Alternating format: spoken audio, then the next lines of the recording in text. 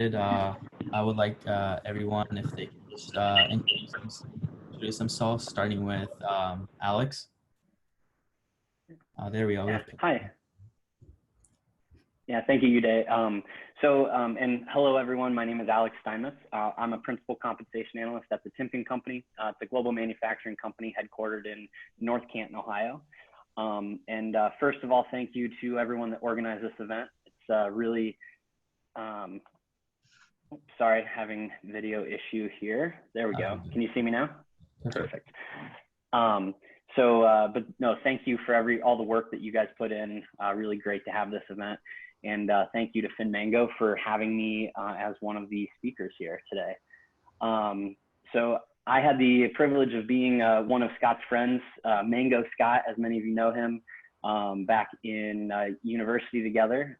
So we took undergrad together, and we were on the tennis team. While I was there, I studied math, business administration, and accounting. And Scott and I had a lot in common, and we're both really enthusiastic about finances. So it's really encouraging to see everything that he's been able to do with FinMango. I've been following since the beginning, and it's really cool to see how it's grown. And it is definitely something that we've related to over the years. Scott and I played a lot of tennis. We went back and forth though. So I can't say that he beat me every time and I beat him every time, but we got a good mix. So we'll say you beat Scott. But no, thanks for having me today, and I appreciate everything I've been learning from all the speakers today. Yeah, for sure. Thank you. Next, Luiz. First of all, I'd like to thank everyone. Again, I'm a friend of Scott through tennis. And I do have to say that whenever I received the invitation, I started looking at the people that will be speaking today, and I didn't know what I was doing here. So a lot of those amazing and successful people with a lot of accomplishment in their careers and in their lives. So it's an honor to be part of this event. And also, I'm like everyone that's watching, I'm excited here to learn and hear more about everyone's stories. But yeah, so a quick background. I am from Brazil in a personal level. I moved to the United States when I was 19 years old, so about 11 years ago. Also played tennis my entire life, played a lot of junior tournaments back in South America. And I moved here for tennis to continue playing for, in a college level. I got my international business and marketing bachelor degrees with Tiffin University. Right after, I stayed in school, and while I was the assistant coach for the tennis team, I got my master's MBA in finance. I started my career working for BMW, the car company, in the financial services department in Columbus, Ohio. Quickly moved to JP Morgan as an investment specialist over there. Worked there for about 2 years, and then I worked for PNC Bank as well in the investment operations. And now my current role is a cost analyst or cost accountant for Magritech, which is a company that recycle metal, and then we resell the metal to car companies so they can make car parts. So yes, I'm very excited to be part of this, very excited to get involved with this amazing organization and get involved with this cause, and of course spreading to the world about the importance of financial education, of course. Thank you. We're all really excited to have you all here. Next, Peyton. Hey guys, my name is Peyton. I've been involved in FinMango for, I think, just over 3 years now, probably 3 years in a couple months, something like that. And yeah, kind of like all of us here, financial education, financial literacy is something that's really important to me. I think that it's that kind of learning how to and understanding how finances and personal finance works is a really powerful tool to kind of take control of your own life and be independent and have just yeah, a more secure future and provide stability in a nice standard of living for people and their families. And so that's what I'm really passionate about is kind of spreading that out there, kind of explaining the principles of it and why it's important to understand and to make wise decisions kind of preferably early on and certainly for a long amount of time. And so, yeah, I've been involved in several projects with FinMango. I think my first one might have been helping out with some video curriculum in Togo with Jeremy's, and everything from that to trying to start up some international partnerships with different organizations, and then obviously working on some stuff with the marketing and things like that as well. And so for my day job, I work in actually the ice cream industry. I'm a financial analyst for Unilever, which is a really big international consumer goods company. But I personally work on ice cream, especially the Breyers brand. We're the biggest ice cream manufacturer in the world, which is something I'm very proud of. And I manage a lot of, I advise on investment decisions and different trade-offs. So for example, should we launch this new flavor of ice cream? Should we sell to this new channel or sell via a different method or promote in one way or another? Decisions like that are what I typically deal with. And it's treated me quite well. I enjoy it a lot. Thank you, Peyton. Ice cream sounds really good right now with this hot weather for sure. It always sounds good. Yeah. Now next to Samantha. Hey, so I'm Sam. I am from New Jersey, but I currently reside in Portland, Oregon. I graduated from Cornell University a couple of years ago, and unlike everyone who's spoken so far, my background is actually fiber science and apparel design management. So it's like the business side of fashion, but with a full understanding of the whole supply chain. Woo, Portland, awesome. Someone in the chat. And so anyway, after graduation, I moved to the West Coast for a job in San Francisco. I worked for Gap Inc. with their Athleta brand. I got to do a really cool rotational program where I learned a lot about inventory planning, which is very financially heavy, and it taught me a ton about Excel, which was amazing. And then I left that role and went to work for Net Impact, which is an organization that focuses on social impact and corporate social responsibility. And then after that, or I guess during that, I set that job up to be remote, moved over to Portland, because Portland's a little cheaper than San Francisco, financial literacy. And so anyway, I now work remotely for Done Good. Donegood.co is the website. We're an e-commerce marketplace selling socially responsible products from brands. And so we just launched a new website that's really awesome. So definitely check it out. But it's a super small team, so I do a little bit of everything for them. And I'm very excited to be here and share whatever I can as someone who's a little bit outside of the financial world, what my perspective is. Yeah, for sure. I'm really excited to hear everyone speak. I mean, this is my first year, just like in FinMango as an intern, but I've been learning so much. So like we both are in the same boat, basically, everyone's experience. But yeah, so just to get started with the first question with Samantha.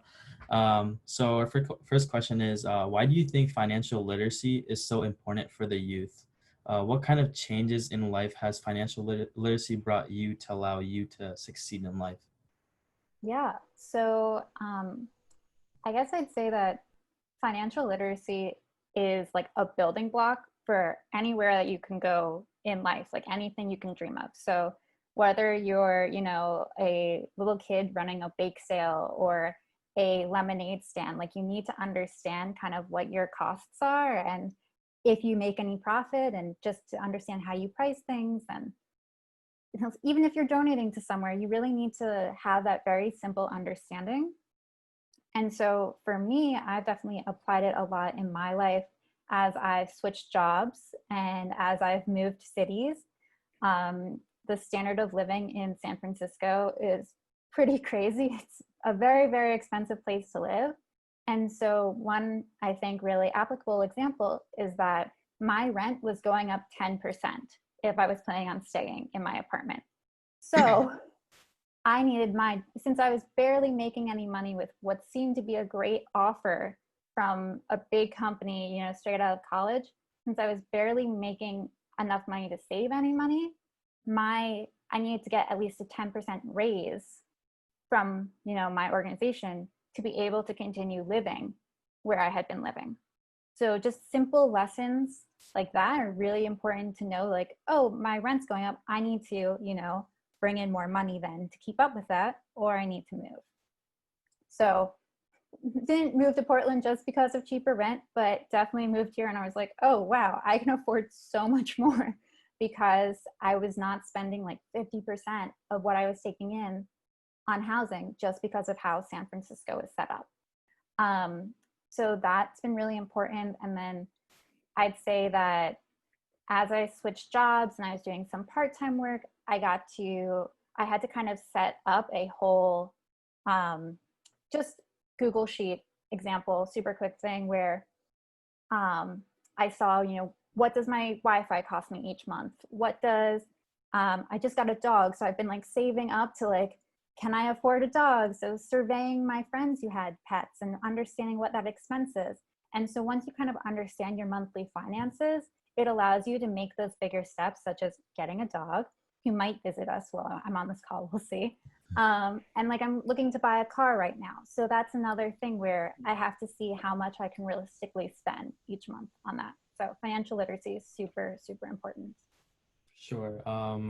Yeah, I mean, if you're living in like a Columbus, Ohio, everyone like Columbus, Ohio, we're like a small city. Everyone wants to like, California, San Francisco, all the major cities, New York. But many people don't realize the expenses raise so like 10 times, or like you said, you realize how you had to have 10% more raise for sure. So yeah. And then moving on to the second question to Peyton. As a financial analyst, what are some things you have seen from your perspective of financial literacy, and you yourself, like having been to many countries? I think it was 45, I'm not sure, but around that. Yeah, 53. And so is like, is there anything really, is there anything that really pops out to you and is like very shocking? Yeah, definitely. And to kind of piggyback on Samantha's point, I spent most of the last year living in New York City, so I certainly can speak to, or certainly can confirm the crazy difference that you experience in cost of living between different places. Even a lot of people obviously look at rent, but it's everything. Your Wi-Fi is twice as expensive. Your income tax is 3 times as much.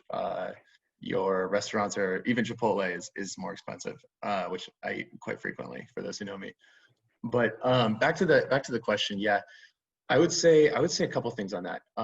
One, my role as a financial analyst actually is almost entirely orthogonal to the concept of financial, like personal finance. So I don't really overlap into that space too much, but just kind of being a fresh college grad, just kind of speaking from that lens and looking at my friends and things like that, I would say that one of the shocking things to me is that personal finance is not very complicated. It's actually, like, you really could boil it down to maybe 5 points or something like that.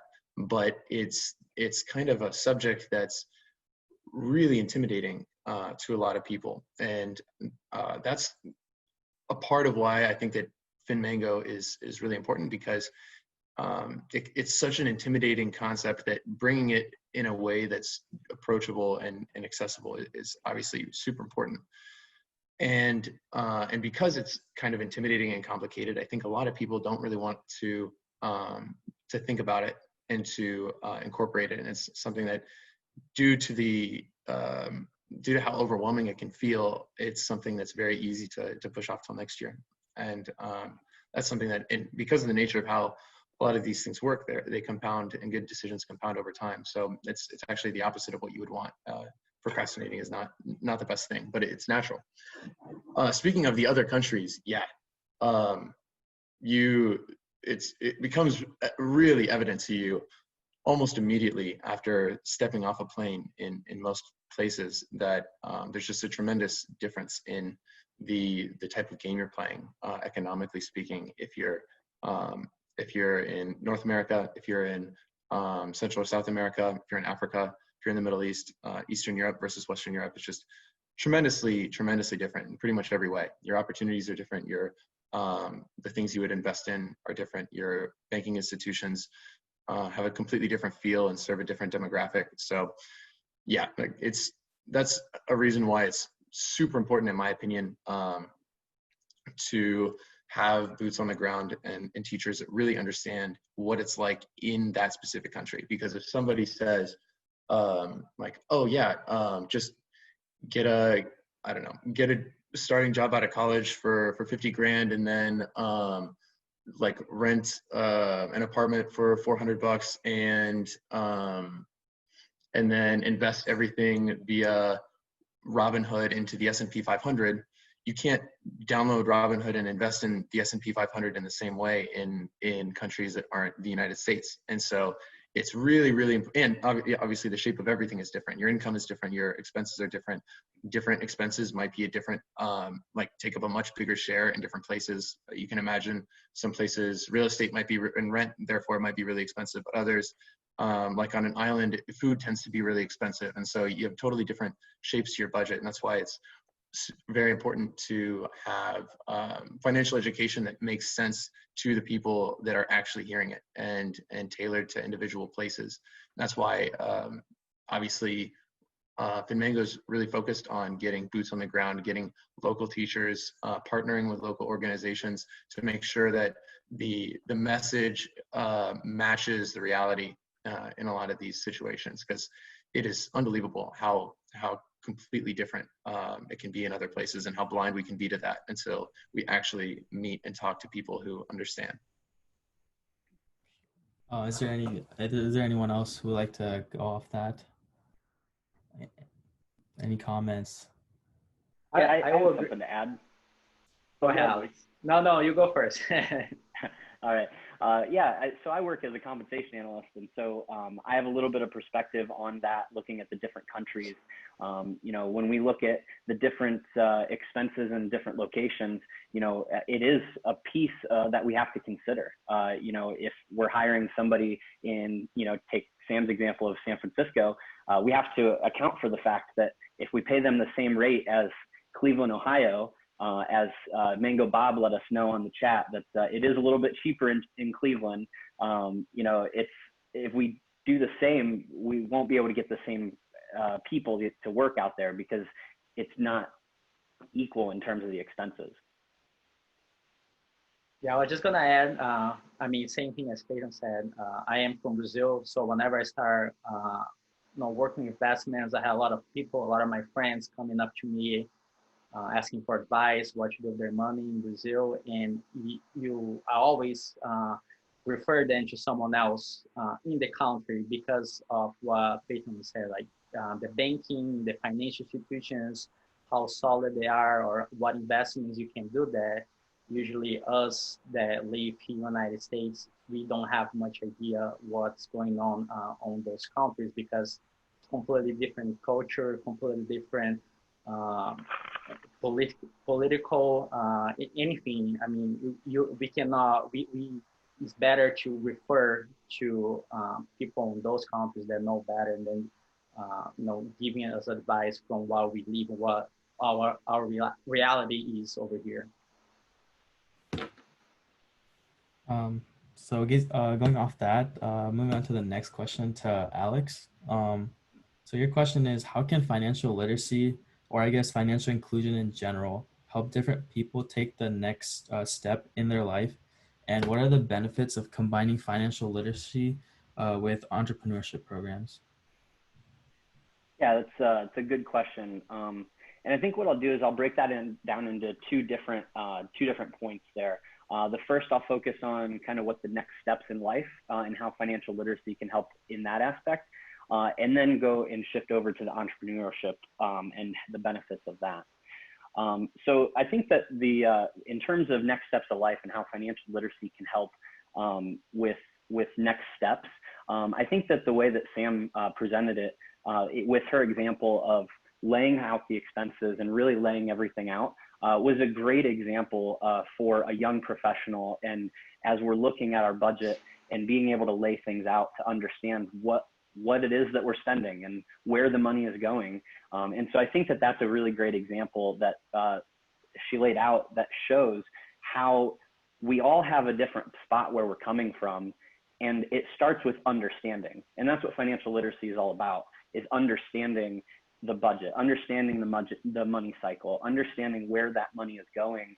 So that way we can then make that next step, because we're all coming from a different point, different financial background. And so we all have a next step that we can make. It's just a matter of understanding where you're at with that. It's kind of cool to follow FinMango and see all the different things that they do because there's such a need.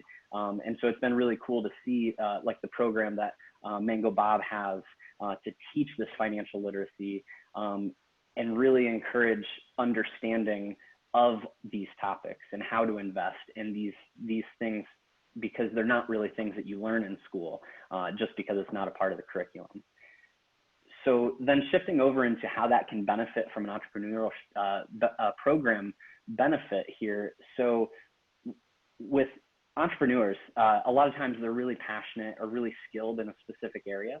And so they can really be the best at making a product, or they can be, the best at a certain business or service.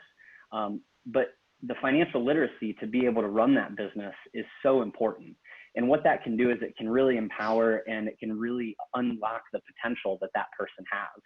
And so if we don't have the understanding of the financial literacy, it'll be really hard to have the know-how to run the finances of a business and be able to grow it.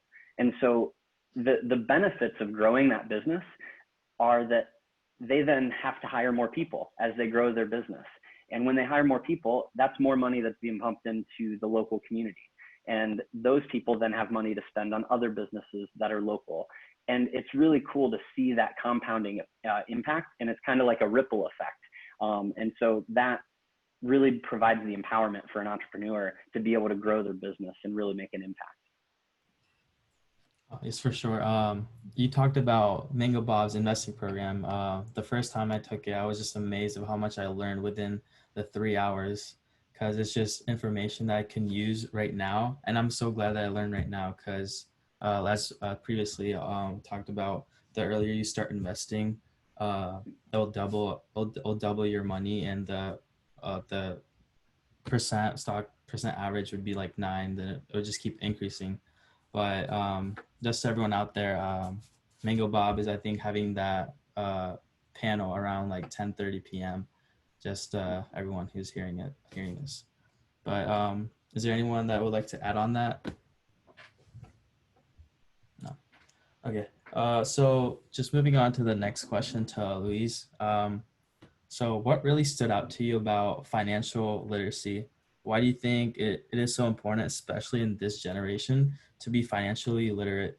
What is one thing that is keeping you attached to spreading financial literacy to different communities? Perfect. Yeah, it's kind of 3 questions, but I believe I can link all of them in just one answer. I believe we all are aware of how the lack of financial education affects people as a whole, but it really came up to me, like I was mentioning before, whenever I start working in the investment business, how people, my friends and family starting to, again, here from the United States and also from Brazil, started to come up to me asking for ideas on what to do with their monies or how to invest.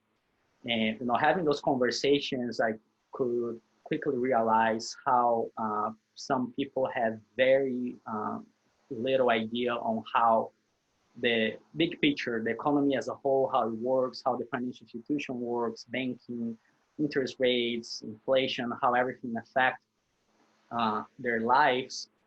and also with those type of conversations, and I believe we can all agree as well that the people who do understand that are usually get the knowledge either from their family, their parents. So if they have a solid foundation at home, if they see and experience their parents making rational decisions with their money, or already later on in their lives whenever they move to college and then start taking classes and start learning more about that.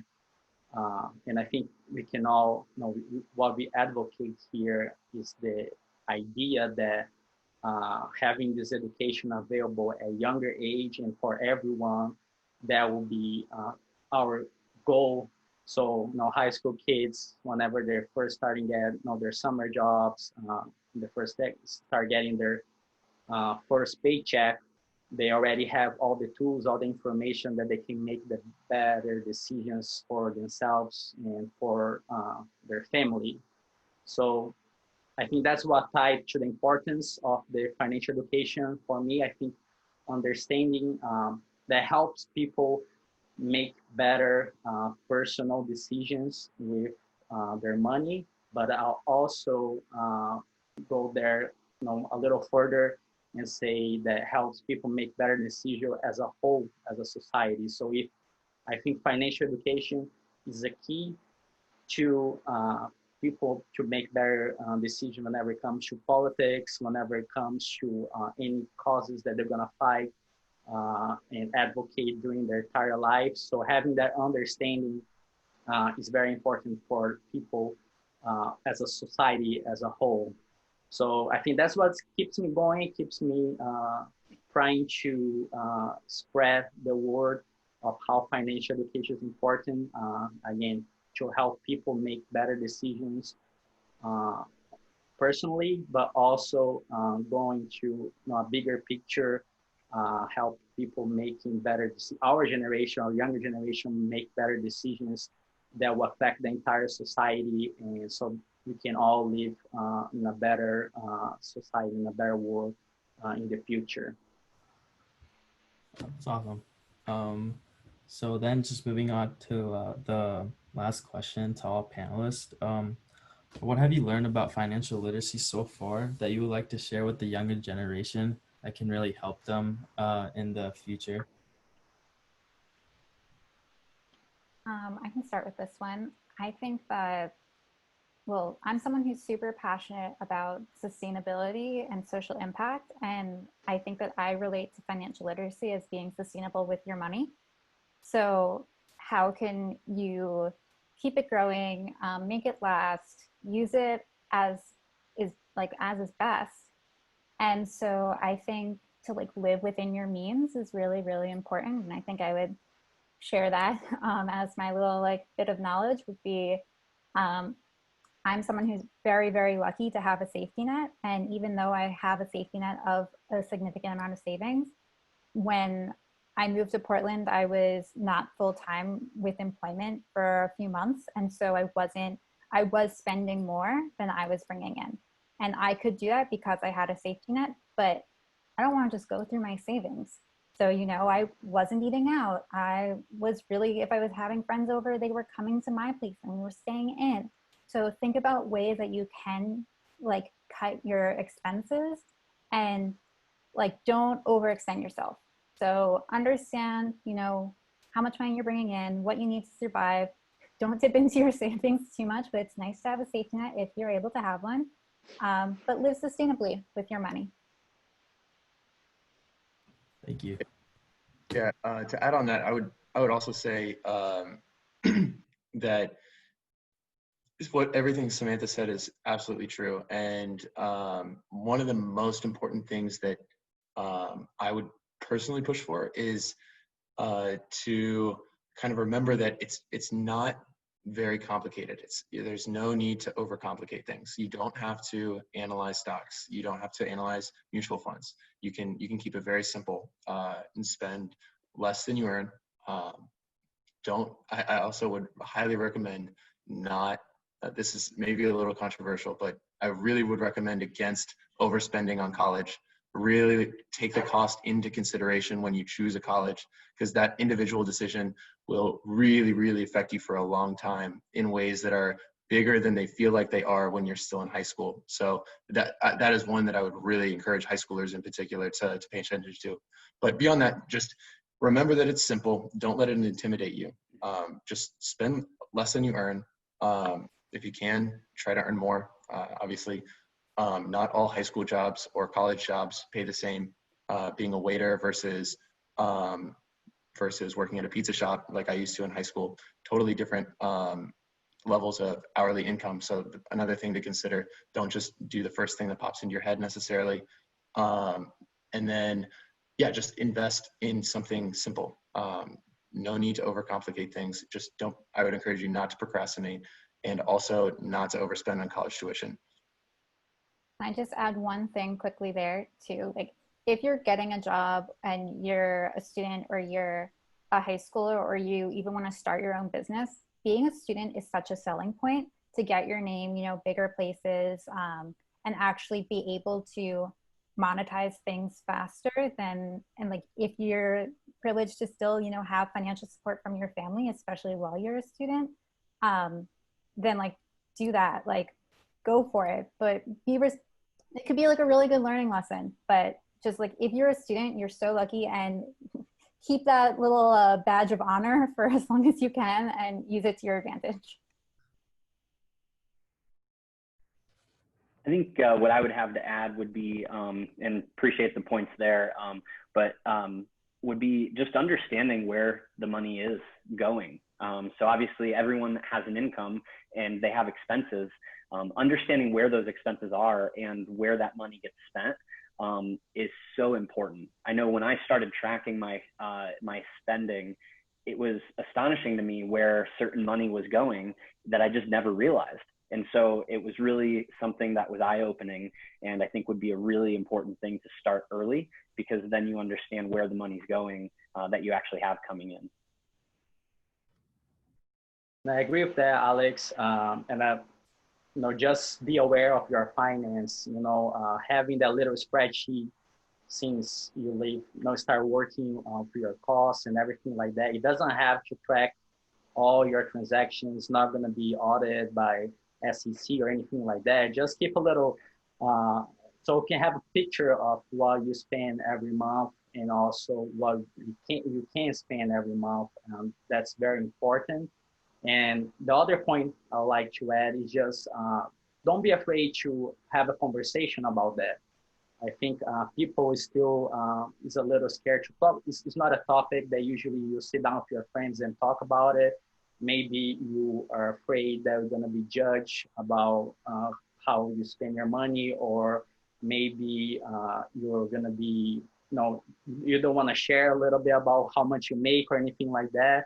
But there's always a way that you can have the conversation without going to specifics, and that's very important. Like I said, whenever you get your first job, you have no idea how much you're going to make. Have the conversation with other people in the same area, or, you know, if you're going to rent or buy a house, have the conversation.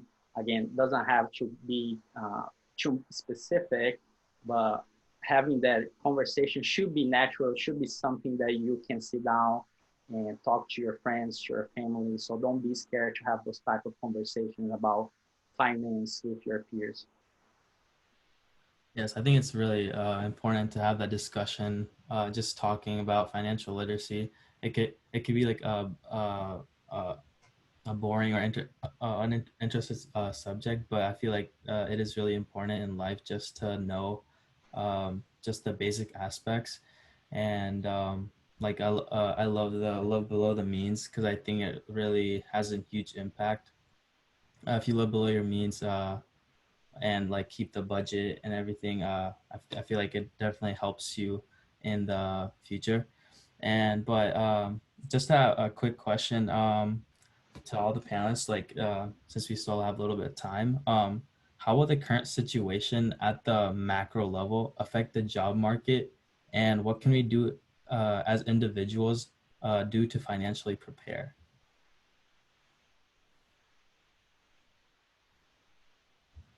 Easy question. Just kidding. Yeah, so yeah, right now is a really rough time to be graduating and looking for a job. It's really challenging, and a lot of times it's not people's fault. Like, people are just completely blindsided, and it's kind of like oftentimes it's completely a matter of luck. Like, what industry are you in? Like, if you're in aerospace, working on airplanes right now, you could have done everything right, and you never would have expected this risk, and you did nothing to deserve losing your job right now. Or if you were going to go into it and you got your offer rescinded, you did nothing to deserve that. Even if you did everything right, planned it perfectly right, accounted for every risk that's ever happened, it still happened to you. And that's just one example, but anybody in the restaurant industry, there's tons of others. It really goes to show that in life, with finances included, but with everything, there's a lot that's always going to be outside of your control. And so what I personally encourage people to do is look at what's in your control that you can do and put in action in order to better prepare for the things that are outside of your control. And in this scenario, the key things that come to mind are, you really, for scenarios like that, if you want to protect yourself from being in a really stressful, terrible situation, or at least try to protect yourself from the worst of that, I would really encourage people to prioritize building up an emergency fund and kind of a little bit of a cash stockpile for, okay, let's say you lose your job and it will take you 6 months to find a new one. Maybe it would be nice to figure out what your monthly expenses are and to save up 6 months worth of those, or 3 months is a good start.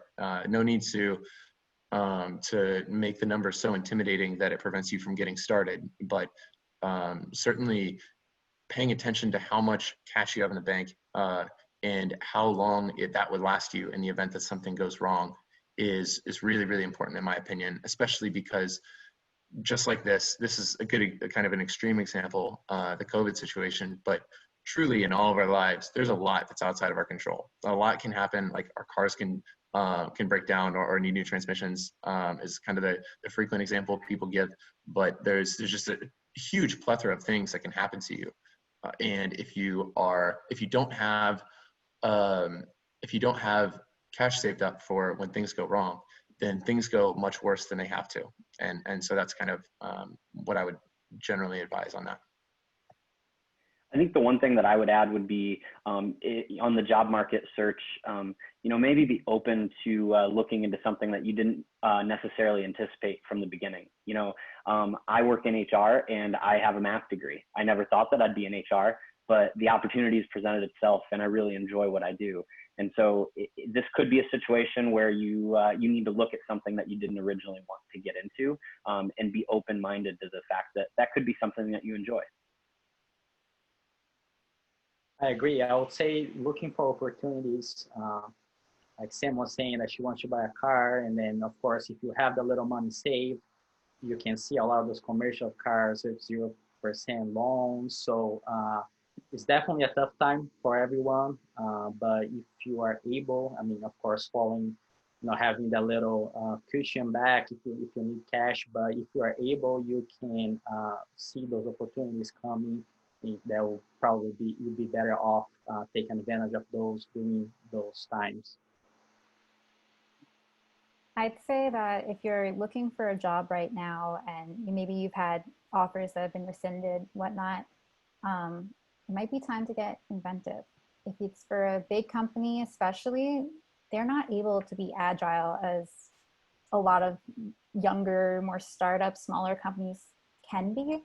So if you're able to pitch them, if you have a contact there and give them ideas for what they could be doing in the time of COVID, it could differentiate you from someone else and tell them why they should be hiring you.